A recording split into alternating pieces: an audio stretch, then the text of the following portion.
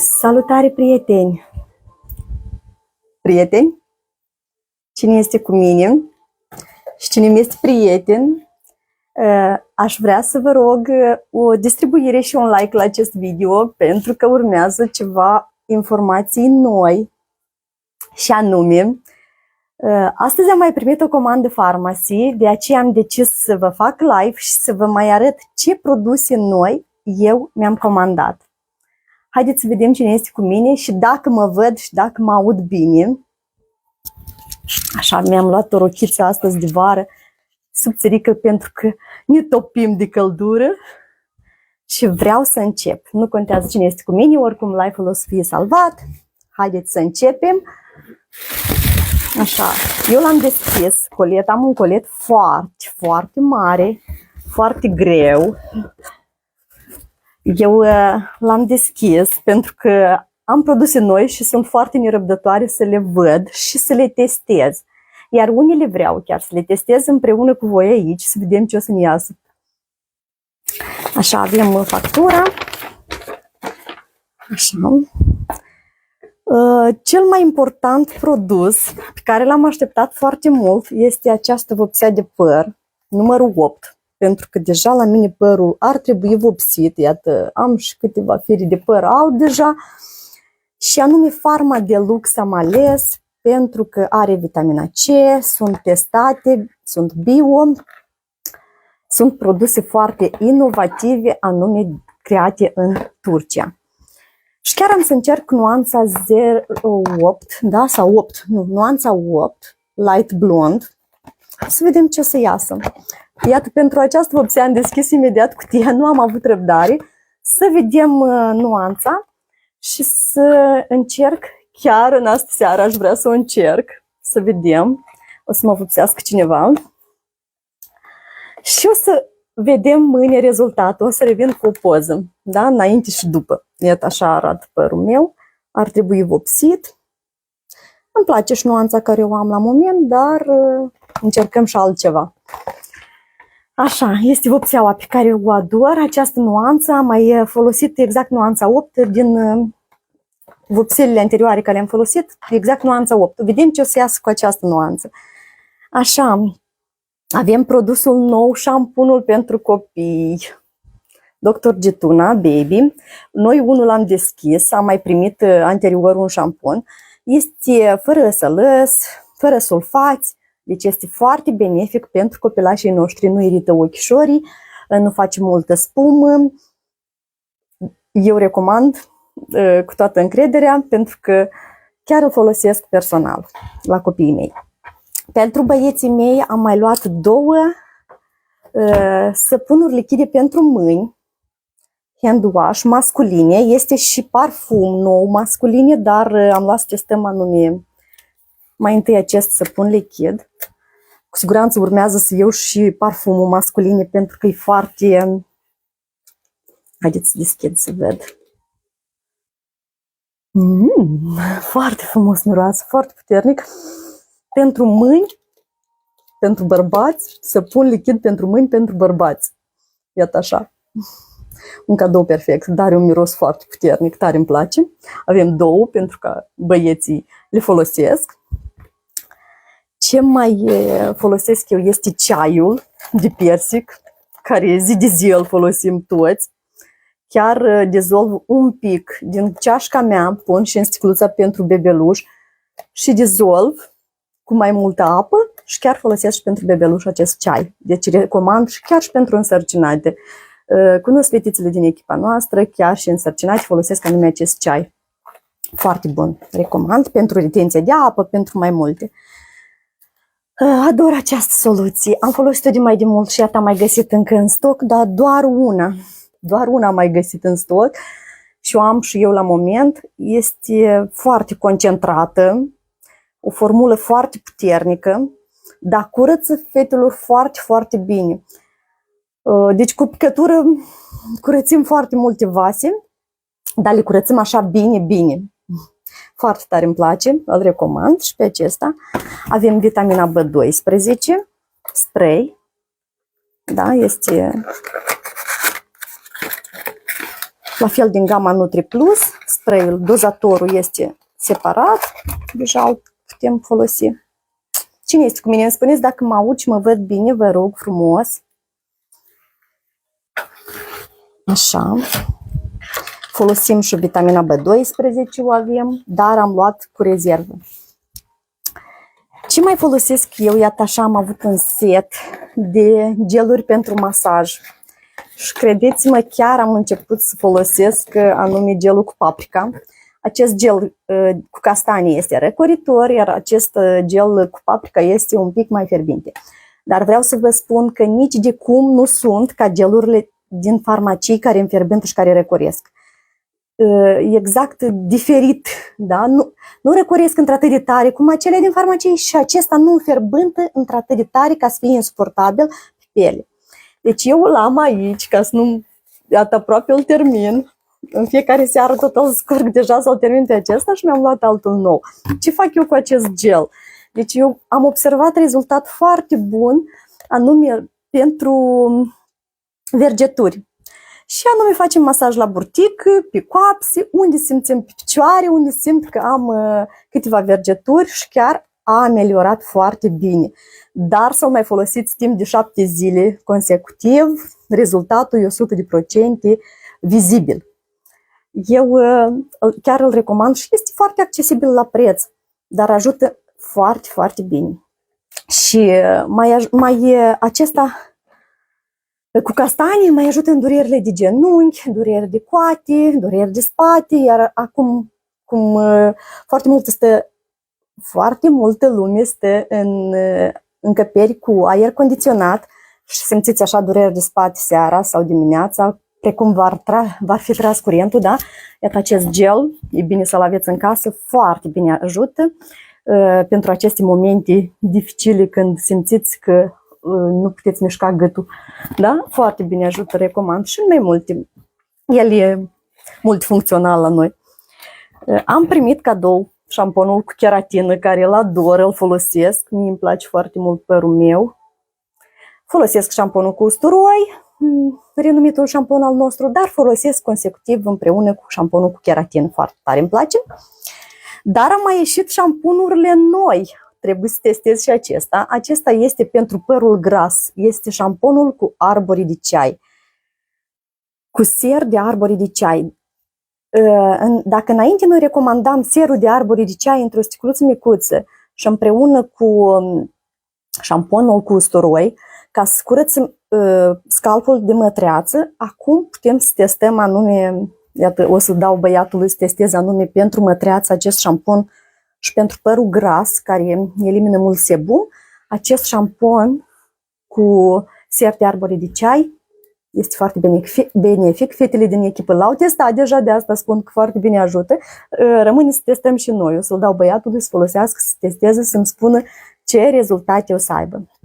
Și încă un șampon nou din gama șamponul cu ulei de calendula. Deci gama noastră cu ulei cu calendula este foarte și foarte recomandată. Iată, este și crema cu calendula, crema balzam este. Eu anume crema balzam o am și o folosim toată familia, iar pe perioada aceasta o folosim ca și o vazelină, da? E textura ca vazelina. Pe această perioadă eu mai folosesc când copilul se irită de la căldură, dacă are părul mai lungușor, băițelul meu. Deci pe aici, la spate, de la căldură, foarte multe iritații, da? Ceva. Foarte bine tratează peste noapte acest gel, această cremă cu calendula.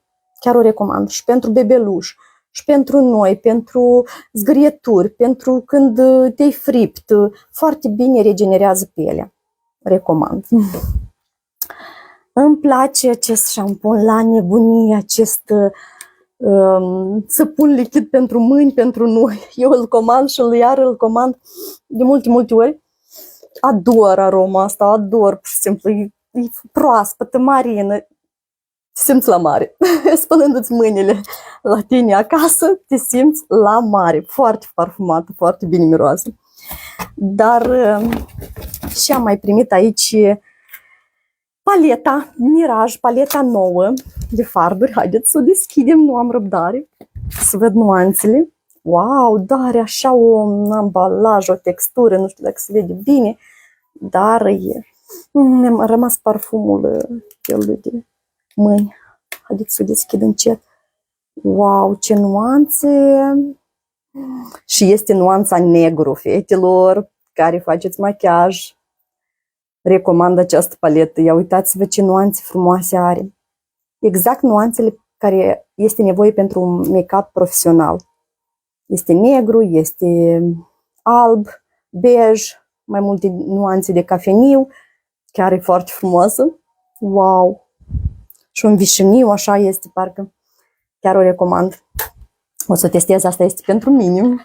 Deja am toate paletele, câte una.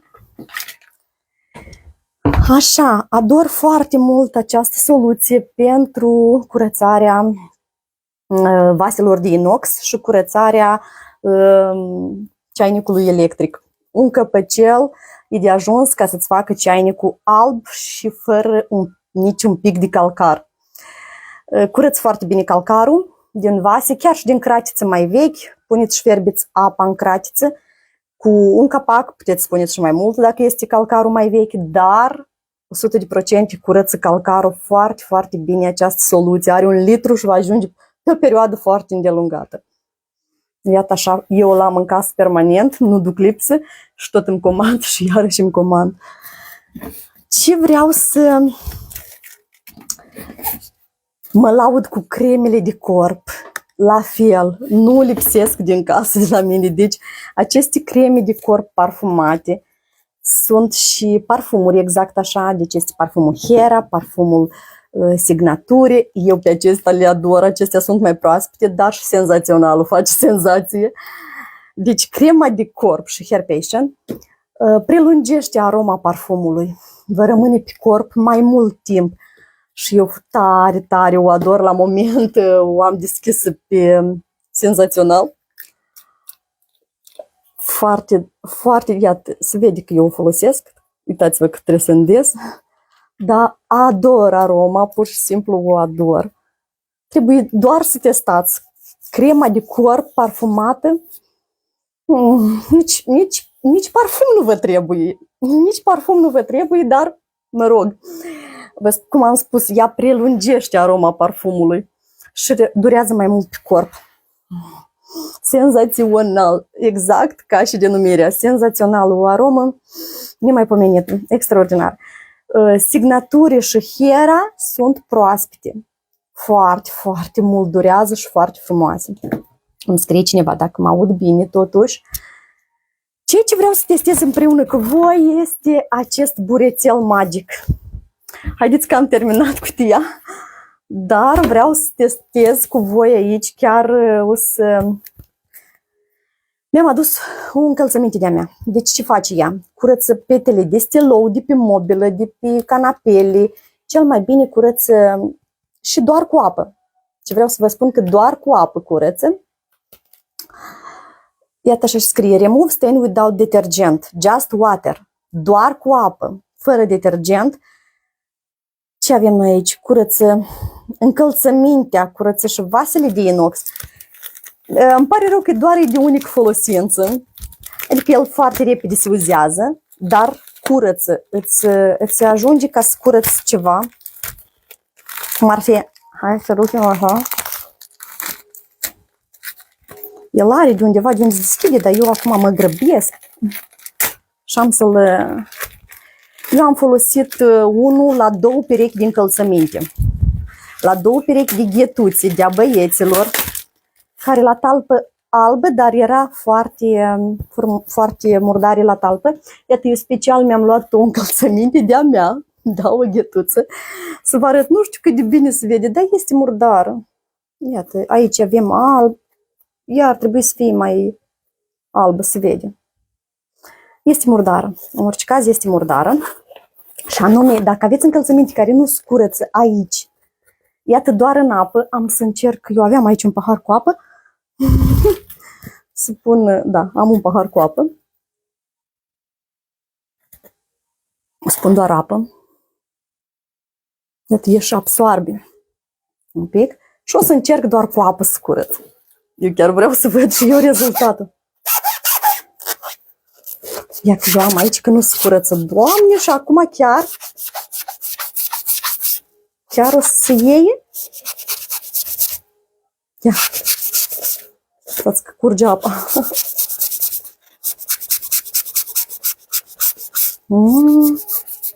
Da. Un pic trebuiau și muiate. Și mai multă apă, mă rog, eu am pus un pic de apă din pahar, dar deja se observă că nu mai este. Iată, aici avem un pic. Hai să încerc aici. El se uzează. Iată, vedeți, el se uzează. Se roade odată cu murdăria, ea cade și... Dar foarte bine ajută. Eu am vrut să vă arăt pe o încălțăminte mai murdară. Foarte bine. Altă dată o să fac un video separat cum curăță o încălțăminte mai murdară. Iată așa, el se uzează, dar oricum folosiți și pe partea aceasta. Că așa scârție. Scârție un pic la nerv, dar ajută. Curăță. Le-am făcut albe. Dacă aveți așa încălțăminte murdară, iată, aveți nevoie de anume așa burețel magic ca să eliminați murdăria. Iar apoi puteți să le mai puneți în mașina de spălat, care folosesc încălțăminte, o pun în mașina de spălat, dar oricum foarte bine curăță acest burețel. Și stelou foarte bine curăță.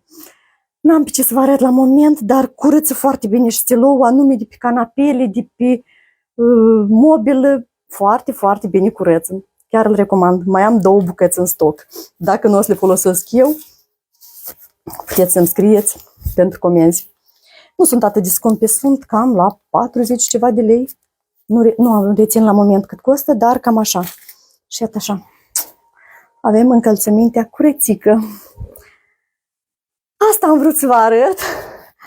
Care ați fost cu mine. Vă mulțumesc. Și mergem să testăm vopseaua de păr. Astăzi schimbăm nuanța. Și abia aștept să vedem, o să facem o poză înainte și una după, să vedem ce rezultat vom obține din nuanța 8, numărul 8. Vă mulțumesc că ați fost cu mine, vă doresc o seară cât mai frumoasă și aveți grijă de sănătatea voastră, folosiți produse calitative.